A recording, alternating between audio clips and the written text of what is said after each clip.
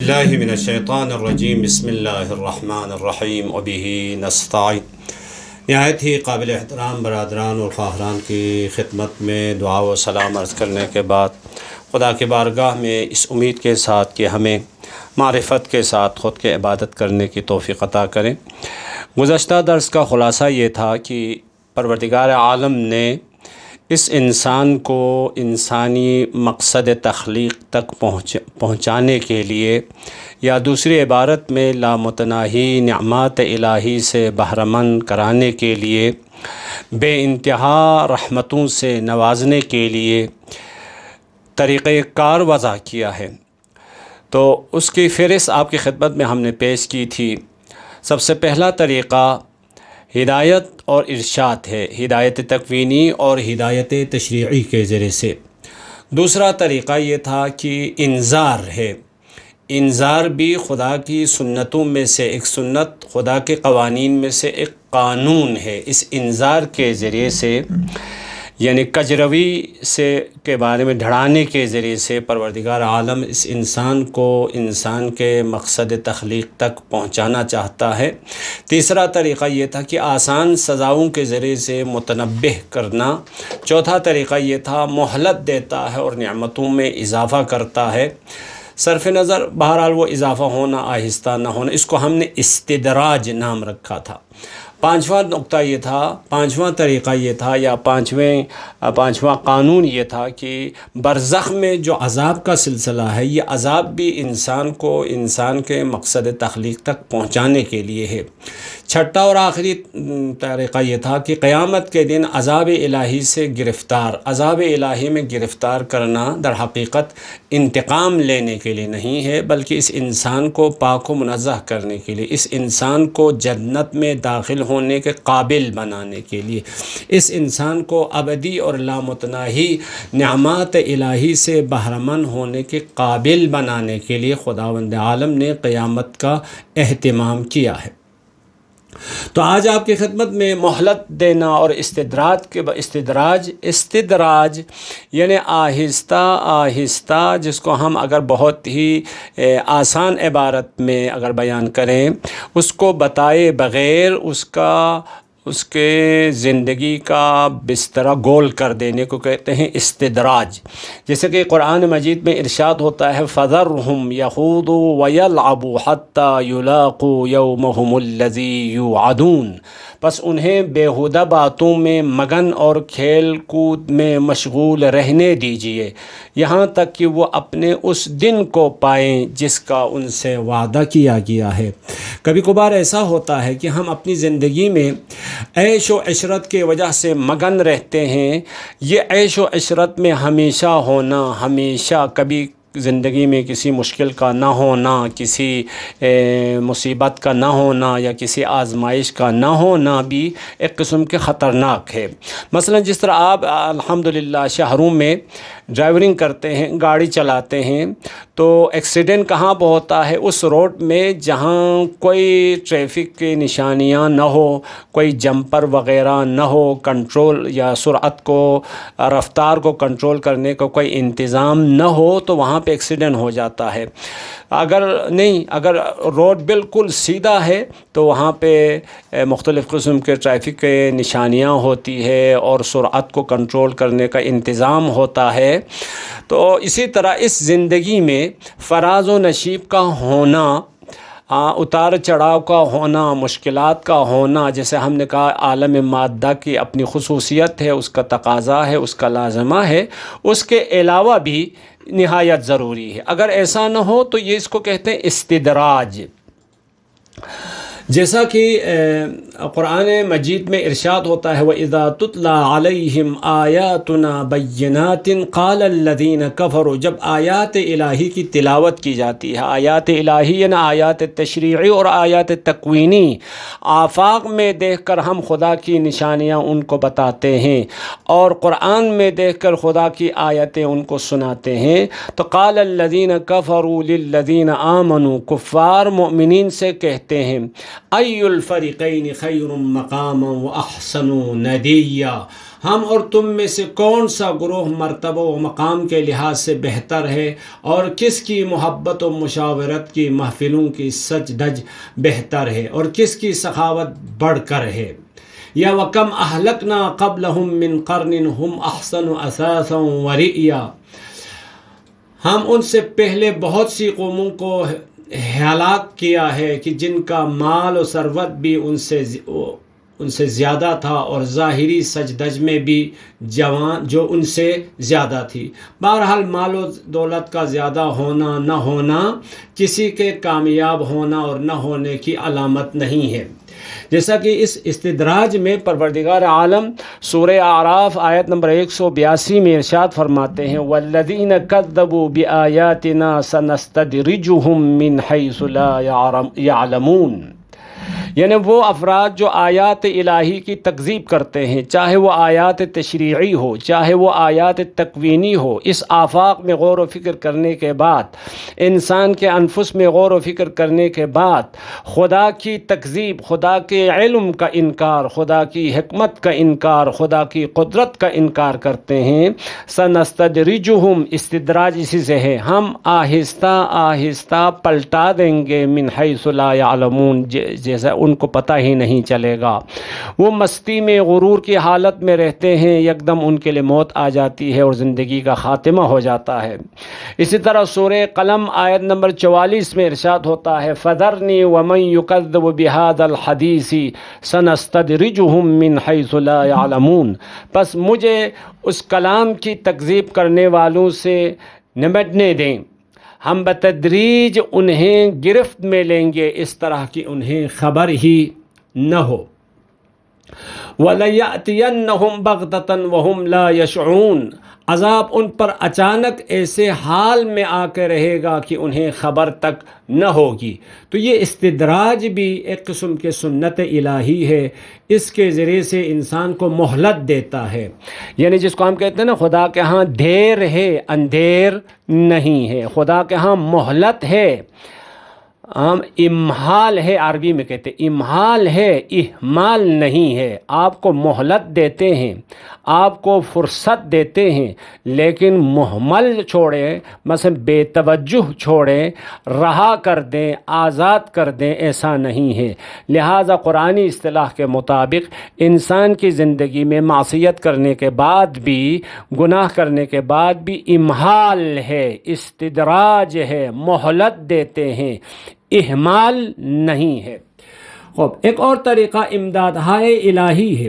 خوب امداد کی دو قسمیں ہیں، مدد کی مدد عمومی اور خصوصی، مومنین کے لیے خصوصی مدد، مثلا مادی امداد، عمر و سلامتی و عافیت، جیسے کہ دیکھیں ماہ مبارکہ رمضان کا مہینہ گزر رہا ہے، پروردگار عالم نے آپ کو عمر دی ہے، آپ کو سلامتی دی ہے، آپ کو عافیت دی ہے، آپ کو صحت دی ہے، تاکہ اس مہینے سے زیادہ استفادہ کر سکے، تاکہ اس مہینے سے زیادہ انسان اپنے مقصد تخلیق کی طرف بڑھ سکے۔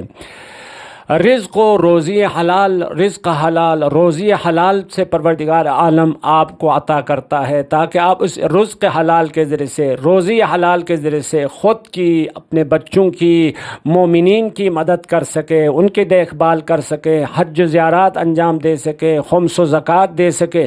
یہ سب کچھ دینے سے فائدہ کس کو ہو رہا ہے؟ آپ کو ہو رہا ہے۔ دینے سے آپ کو کیا فائدہ ہو رہا ہے؟ آپ اپنے مقصد تخلیق کو پانے کے قابل سے قابل تر بنتے جا رہے ہیں۔ پس عمر و سلامتی بھی، عافیت بھی، رزق روزی حلال بھی ایک لحاظ سے خدا کی خصوصی مدد ہے۔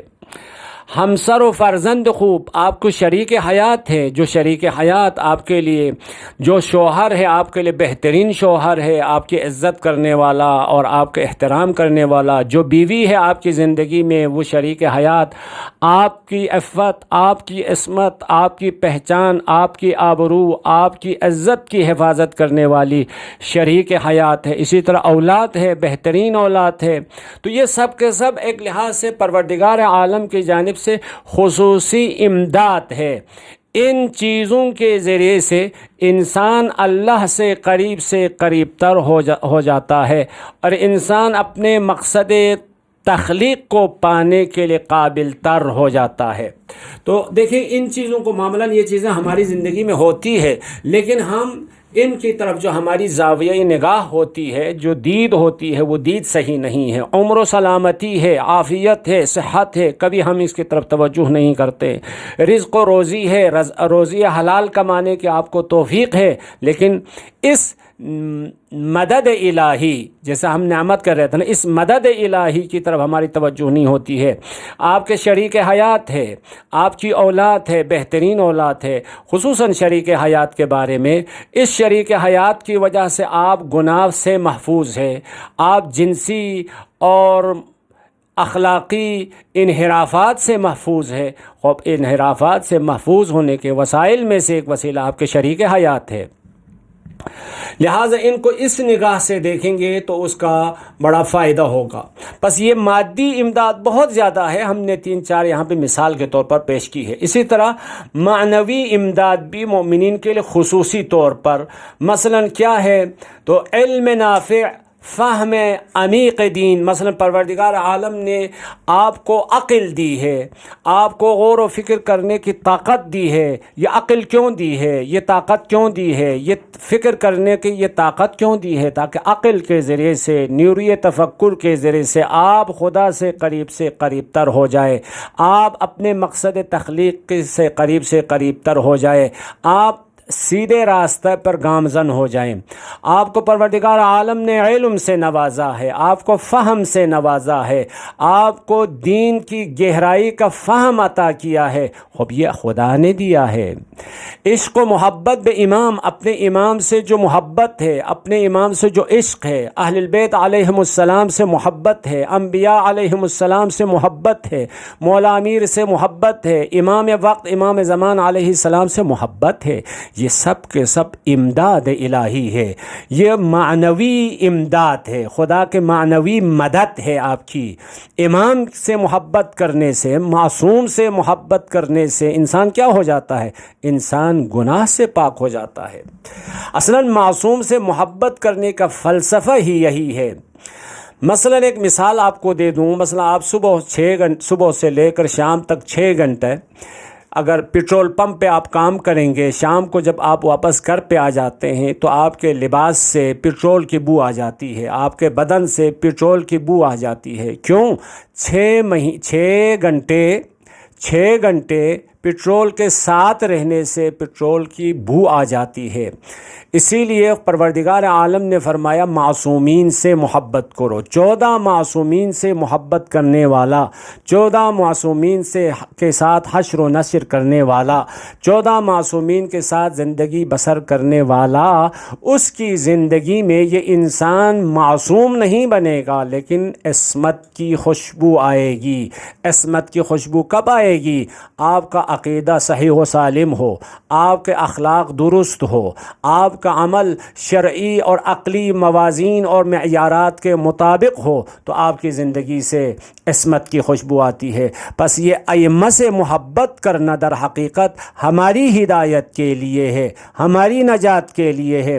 اسی طرح توفیق عبادت و عبودیت و خدمت، مثلا خدا کی عبادت کرنے کی توفیق، الحمدللہ ابھی آپ دیکھیں اس کلاس میں آپ کے ہم عمر، آپ کے سن و سال، آپ کے ملک میں، آپ کے محلے میں کتنے لوگ ہوں گے، لیکن کسی اور کو یہ توفیق نہیں ہے دین سیکھنے کی، یا کسی اور کو یہ توفیق نہیں ہے مسجد جانے کی، کسی اور کو یہ توفیق نہیں ہے روزہ رکھنے کی، کسی اور کو یہ توفیق نہیں ہے نماز پڑھنے کی۔ آپ کے سن و سال ہی دیکھیں، آپ کے ہم سن ہے، آپ کے ساتھ رہنے والا ہے، آپ کے ساتھ پڑھنے والا ہے، تو پروردگار عالم نے آپ کو یہ خصوصی جو توفیق دی ہے، عبادت کرنے کی توفیق ہے، بندگی کی جو توفیق ہے، یہ توفیق خدا کی جانب سے ایک مدد ہے آپ کی۔ وہ خدمت ہے، خدمت خلق کی جو توفیق ہے، آپ اپنی بساط کے مطابق، اپنی توانائی کے مطابق، اپنی وسعت کے مطابق آپ لوگوں کی خدمت کرتے ہیں۔ واقعا لوگوں کی خدمت میں جتنی فضیلت ہے، بلکہ لوگوں کی خدمت کے ذریعے سے لوگ جتنا خدا سے قریب ہو جاتا ہے، جتنا اپنے مقصد تخلیق سے قریب ہو جاتا ہے، کسی اور چیز میں بہت کم ہے۔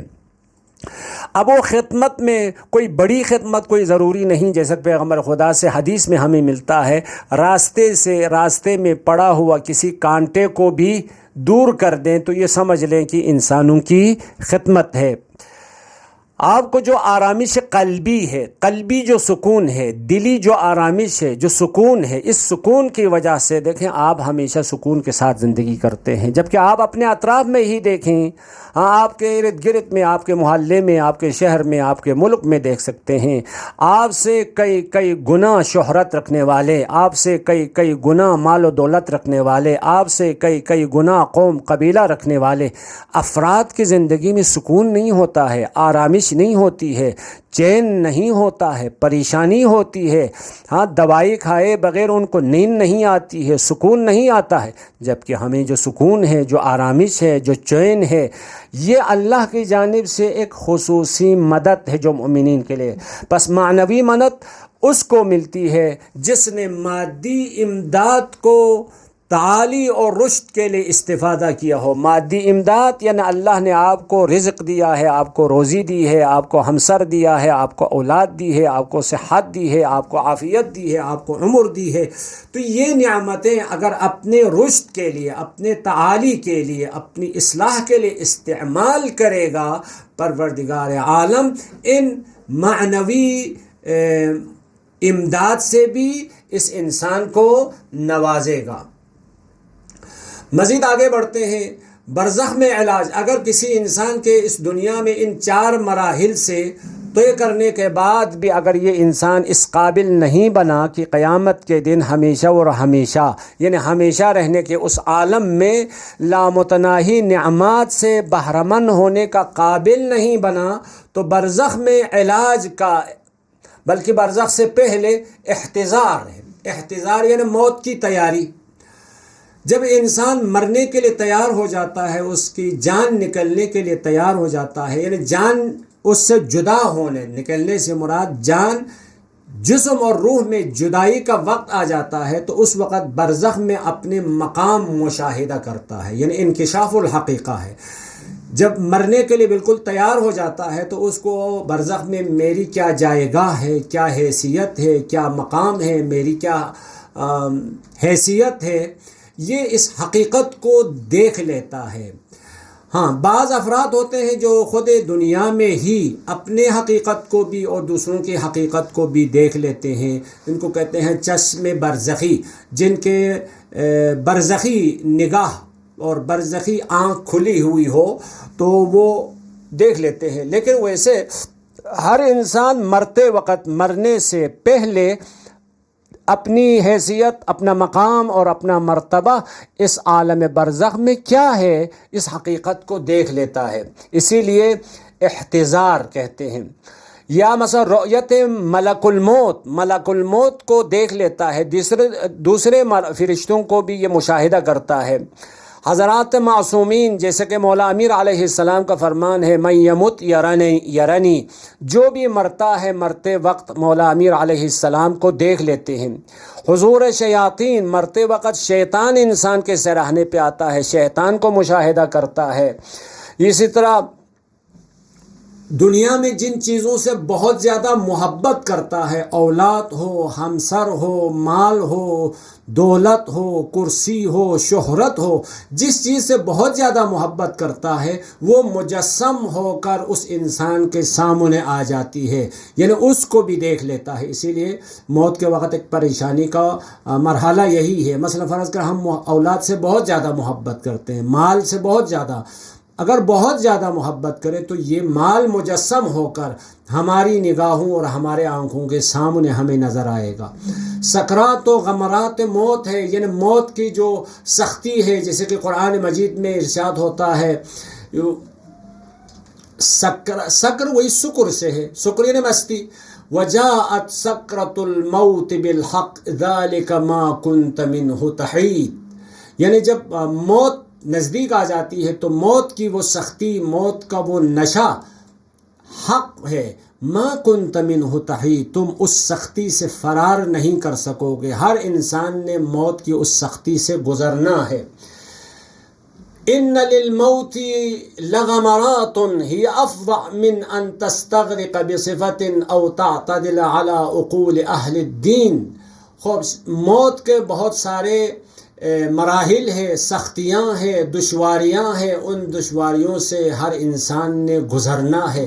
تو یہ موت سے گزرتے وقت جو سختی ہے، جو مشکلات ہے، جیسے ہم نے گزشتہ درس میں بھی امام صادق علیہ السلام سے روایت پڑھی تھی، تو اس روایت میں بھی اس کی طرف اشارہ ہوا تھا. یہ سختیاں بھی خود انسان کے فائدے میں ہے، یعنی انسان کو اپنے مقصد تخلیق تک لے کے جانے کے لیے جو طریقہ کار ہیں ان میں سے ایک طریقہ کار یہی ہے. پھر موت کے بعد قبر کی پہلی رات ہے. تو اس کو پہلی رات اگر آپ کو پتہ ہو، اگر آپ کے ذہن میں ہو، تو ہم نے دوسرے درس میں عوالم کی تشریح کرتے وقت کہا تھا عالم ملک سے، یعنی عالم دنیا سے عالم ملکوت کی طرف منتقل ہوتے وقت جو فاصلہ ہوتا ہے اس فاصلے کو عالم برزخ کہتے ہیں. پس عالم قبر در حقیقت ہمارے ہاں لوگوں کے ہاں قبر ہے تو وہی گڑھا ہے، وہی گڑھا جس میں انسان کا بدن دفنایا جاتا ہے اس کو قبر کہتے ہیں. جبکہ آیات و روایات میں قبر عالم برزخ کو کہتے ہیں، یعنی انسان کی روح اور بدن میں جدائی ہو گئی تو سمجھ لیں برزخ شروع ہوا ہے، عالم قبر کا آغاز ہوا ہے، چاہے اس کے بدن کو اس گڑھے میں دفنایا ہو یا نہ دفنایا ہو. پس روایات میں اصل میں روایات میں اور آیات میں قبر سے مراد عالم برزخ مراد ہے، یعنی موت کے بعد والا عالم. جی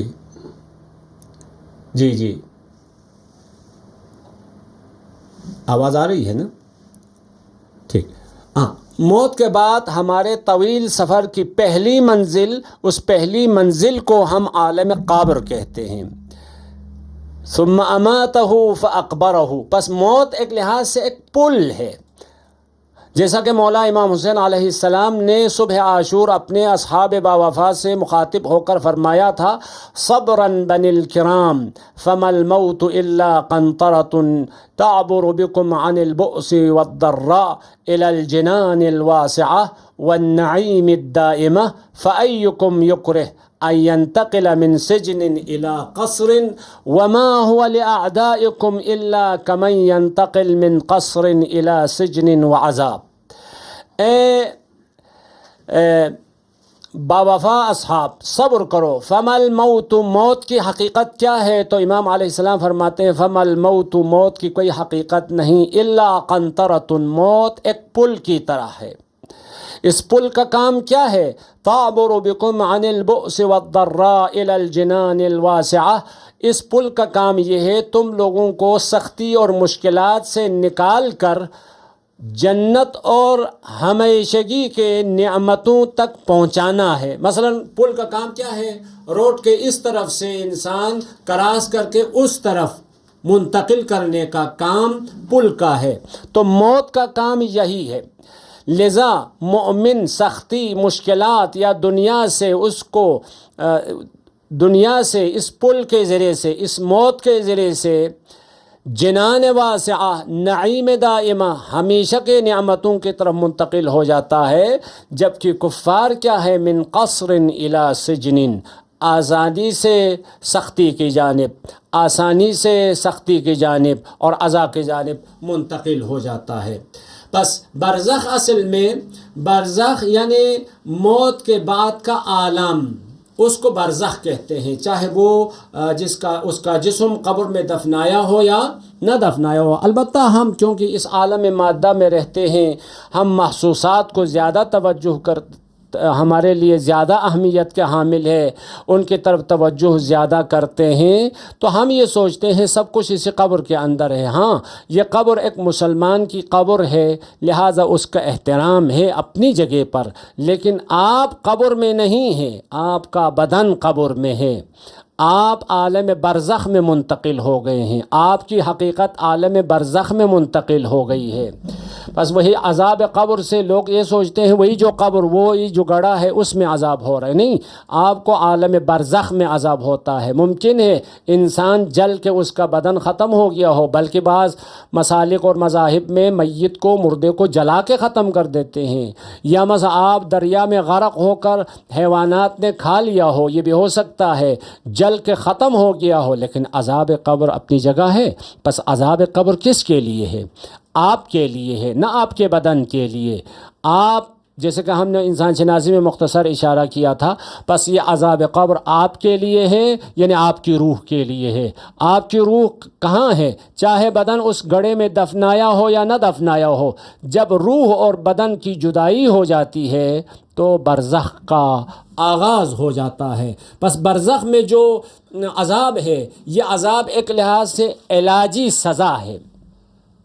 موت مساوی برزخ میں پیدائش، یعنی موت در حقیقت، یعنی جس طرح شکم مادر سے ہم اس دنیا میں آتے ہیں تو ہم کہتے ہیں ہماری ولادت ہو گئی، کہتے ہیں نا پیدائش ہو گئی ہے۔ عالم برزخ میں جانے کے لیے جو پیدائش ہے، جو ولادت کا ہنگام ہے، وہ موت ہے۔ یعنی موت کی وجہ سے آپ ایک اور عالم میں منتقل ہو جائیں گے۔ موت کی وجہ سے آپ فنا کا شکار تو نہیں ہوں گے، جس طرح شکم مادر سے یہ انسان صلب پدر سے شکم مادر سے اس دنیا یا خاکی میں آیا تھا، اور موت کی وجہ سے یہ انسان اس عالم خاکی کو خیر بات کہہ کے، اس کو خدا حافظی کر کے، اس کو چھوڑ کر یہ عالم برزخ کی جانب منتقل ہو جاتا ہے۔ اسی لیے ہماری اردو زبان میں مرنے کو کیا کہتے ہیں؟ انتقال کہتے ہیں۔ انتقال یعنی جا بجا ہونا، ادھر سے ادھر چلا گیا ہے۔ بس عالم برزخ میں یہ آپ کی حقیقت بدن مثالی کے ساتھ، جیسے ہم نے ابتدا میں کہا تھا انسان مرکب ہے روح اور جسم سے، جسم میں عنصری یا جسم میں دنیاوی کہیں یا جسم میں خاکی کہیں، وہ ادھر رہ جائے گا اور یہ انسان اس عالم برزخ میں منتقل ہو جائے گا۔ یہاں پہ بہت ساری روایات بھی ہمارے پاس ہے، لیکن فعلاً عالم برزخ کے عذاب اور اس کی سزا سے متعلق گفتگو کریں گے۔ عالم برزخ میں پہنچنے کے بعد سب سے پہلا جو مسئلہ اس کے لیے پیش آئے گا وہ یہ ہے خود کی پہچان۔ عالم برزخ حقیقت میں کیا ہے؟ عالم برزخ نفس کی پہچان اور اس میں موجود نقائص اور زخموں کا معائنہ۔ مثلا ایک مثال، بس آپ کے جسم پہ مختلف زخم ہیں، مختلف قسم کے چوٹ لگی ہوئی ہے۔ جب آپ کسی ڈرامے کو، فلم کو یا کسی بہت ہی توجہ جلب کرنے والی چیز کی طرف آپ متوجہ ہوتے ہیں تو آپ بدن پہ موجود زخموں کی طرف متوجہ نہیں ہوتے ہیں، لیکن جو ہی وہ پروگرام ختم ہو جاتا ہے، وہ فلم ختم ہو جاتی ہے، وہ ڈرامہ ختم ہو جاتا ہے تو آپ درد کی طرف متوجہ ہو جاتے ہیں، آپ اپنے بدن پہ موجود زخموں کی طرف متوجہ ہو جاتے ہیں۔ تو اسی طرح انسان گناہ کرنے کی وجہ سے وہ اعتقادی، اخلاقی یا عملی کوتاہیوں کی وجہ سے اس کی روح زخمی ہے، روح بیمار ہے، روح کو درد اور تکلیف ہو رہی ہوتی ہے، لیکن یہ انسان اس عالم مادہ میں مشغول رہنے کی وجہ سے، عالم مادہ کی جانب زیادہ توجہ کرنے کی وجہ سے، عالم مادہ سے زیادہ وابستہ ہونے کی وجہ سے اپنی روح کے ان زخموں کی طرف متوجہ نہیں ہوتا، روح کی تکلیف اور درد کی طرف متوجہ نہیں ہوتا، روح میں موجود نقائص اور کمزوریوں کی طرف متوجہ نہیں ہوتا ہے۔ لیکن جب وہ عالم برزخ میں پہنچتا ہے تو نفس کی پہچان اور اس میں موجود نقائص اور زخموں کا معائنہ کرتا ہے۔ حقیقت میں قبر کی تنگی سے مطلب یہ ہے، دیکھیں انسان کو جب اپنی حقیقت کا علم ہو جاتا ہے، مثال کے طور پر ایک بچہ سال بھر اور دوسروں کے ساتھ سکول جاتا ہے، آتا ہے، آنا جانا ہوتا ہے، لیکن امتحان حال میں جب اس کے ہاتھ میں پیپر تھمایا جاتا ہے، پیپر تھمانے کے بعد اس کو پتہ چلتا ہے ہاں ان پیپر میں سے اب 10 سوال ہے، 10 سوالوں میں سے 9 سوال کا جواب مجھے نہیں آتا ہے۔ اس کے ساتھ میں ایک ہے، وہ جب پیپر کو دیکھتا ہے 10 کے 10 سوال اس کو یاد ہے، اب ان دونوں کے نفسیاتی روحی حالت کیا ہوگی؟ اب جس کو 10 کے 10 سوال یاد ہے اس کے ہاں نشاط ہی نشاط ہے، سرور ہی سرور ہے، خوشی ہی خوشی ہے، اس کو کوئی تنگی کا احساس نہیں ہوتا ہے، کوئی ضیق ہونے کا، کوئی مشکل کا احساس نہیں، جبکہ اس کے ساتھ میں پہلو میں بیٹھا ہوا جو طالب علم ہے اس کو 10 سوال کا 10 جواب یاد نہیں آتا ہے، تو اس کے لیے کیا ہے، وہ اتنا بڑا حال میں بیٹھا ہوا ہے لیکن اس کے لیے اپنی زندگی بہت سخت اور زندگی تنگ احساس کرتا ہے، ہاں اس کو بہت وہ پریشان ہو جاتا ہے، یعنی اپنے سال کے محنت وہ دیکھ رہا ہے، میں نے سال میں کیا کیا تھا، سال بھر میں نے جو کوتاہیاں کی تھی، سال بھر میں نے جو 2 نمبری کی تھی، سال بھر میں نے جو کام نہیں کیا تھا، سال بھر جو میں نے ہوم ورک انجام نہیں دیا تھا، اس کا نتیجہ میرے سامنے آ جاتا ہے۔ جب میرے سامنے آ جاتا ہے تو میرے لیے وہ پورا حال وہی فشار قبر کی طرح بہت تنگ ہو جاتا ہے، میرے لیے بہت سختی ہو جاتی ہے، میری روح کے لیے پریشانی ہو جاتی ہے نفسیاتی طور پر۔ تو یہ ایک مثال ہے سمجھانے کے لیے۔ عالم برزخ میں بھی جب قبر کی تنگی، فشار قبر یعنی کیا، انسان جب اپنے نقائص کو، اپنی کمزوریوں کو، اپنے روح کی زخموں کو، اپنے روح پر آئے ہوئی تکلیف اور درد کو مشاہدہ کرتا ہے، اپنی روح یعنی خود نا، میں خود اتنا بری طرح سے زخموں سے چور چور ہوں، ہاں اپنے آپ کو جب لہو لہان دیکھتا ہے، اپنے آپ کو زخمی دیکھتا ہے، اپنے آپ کو درد میں مبتلا دیکھتا ہے، اپنے آپ کو تکلیف میں مبتلا دیکھتا ہے، تو اس کے لیے وہ عالم بہت تنگ ہو جاتا ہے، اسی کو ہم فشار قبر کہتے ہیں۔ اس کے علاوہ فرشتوں کے ذریعے سے اپنا علاج، پھر فرشتے جو نکیر و منکر کا واقعہ آپ لوگ معمولاً سنتے رہتے ہیں، تو یہ سب کے سب کیا ہے، بس جب یہ اپنے نقائص، اپنی کمزوروں کی طرف متوجہ ہو جاتا ہے، دیکھ لیتا ہے، تو انسان اپنی غلطیوں سے نفرت کرتا ہے اور اپنی ہی ملامت کرتا ہے، خود کی ملامت کرتا، اتنی ملامت کرتا ہے، اتنی ملامت کرتا ہے، اتنی مذمت کرتا ہے، خود کے لیے خود کی زندگی بہت تنگ و تاریک ہو جاتی ہے، کوئی اور اس کی ملامت کرے یا نہ کرے۔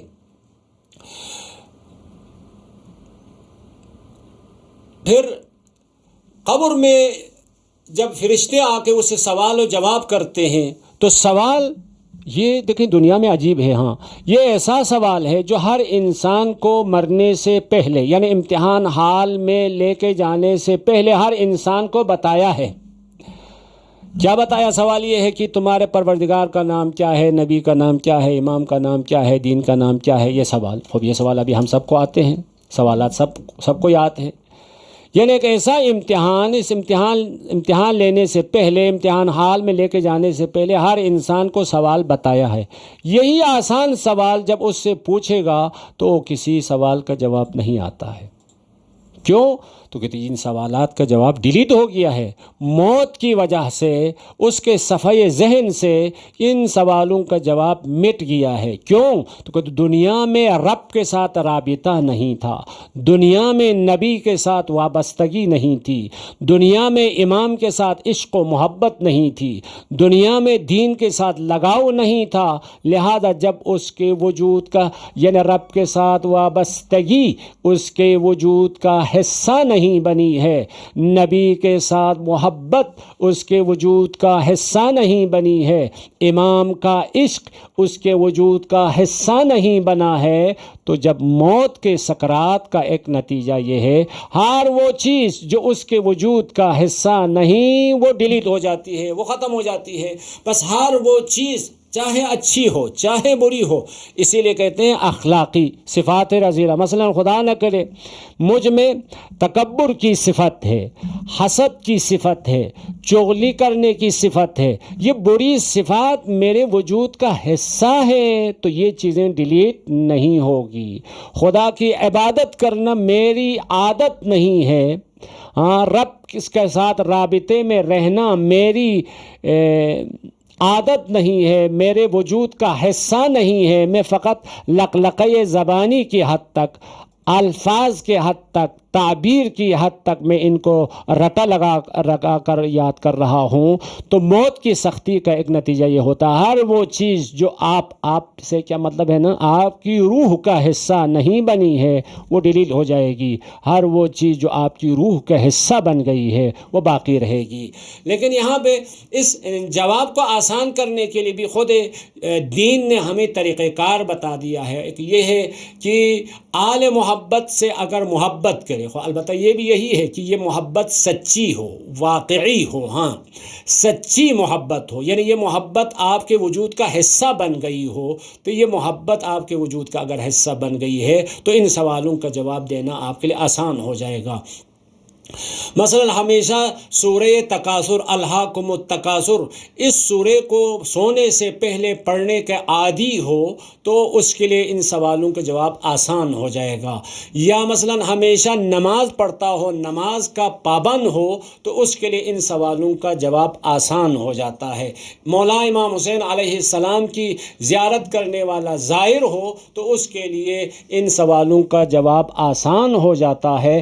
اگر ایسا نہیں ہوا، پس خلاصہ عالم برزخ، در حقیقت عالم برزخ میں انسان اپنی حیثیت، اپنا مقام، اپنا مرتبہ اور اپنی واقعیت سے آگاہ ہو جاتا ہے۔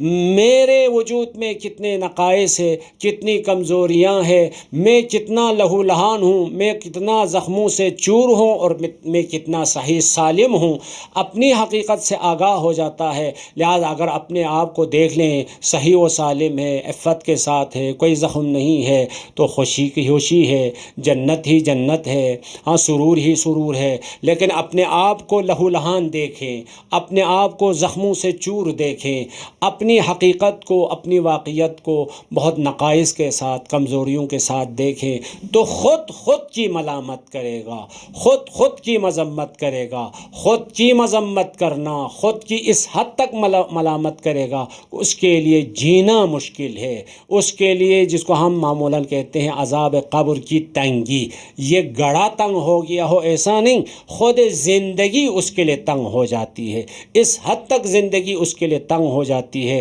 روایات میں یہ تعبیر ہمیں ملتی ہے، مثلا دائیں جانب کا پہلو بائیں جانب کے پہلو سے مل جاتے ہیں، یہ سمجھانے کے لیے ہے، ورنہ بدن کے ادھر کی ہڈی ادھر کی ہڈی سے مل جاتی ہو ایسے نہیں۔ یعنی خود جب اپنی واقعیت سے آگاہ ہو جاتا ہے، اس حد تک زندگی خود کے لیے تنگ ہو جاتی ہے، اس کی کوئی انتہا نہیں۔ خدا کی بارگاہ میں دعا کرتے ہیں، پروردگارا اس مہینے کی حرمت اور عظمت کا واسطہ ہمیں ہمیشہ اور ہمیشہ معرفت کے ساتھ آپ کی اطاعت کرنے کی توفیق عطا فرما۔ السلام علیکم ورحمۃ اللہ وبرکاتہ۔